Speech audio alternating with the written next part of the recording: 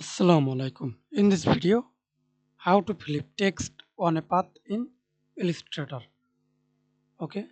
First of all, you insert any path. Example is the pen tool. Do not use fill and click anywhere. Hold Alt. Okay. And secondly,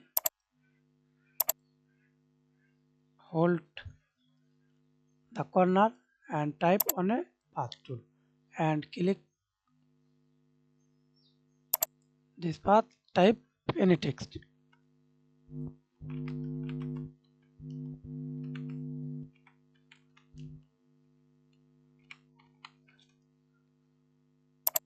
Okay, then increase the size, text size, and again another way. Hold click. I do not use fill. Click only path.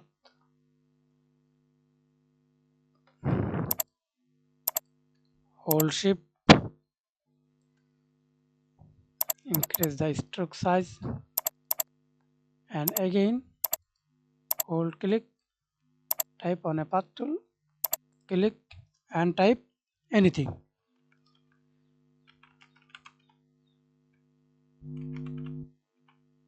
Sorry, how to flip text.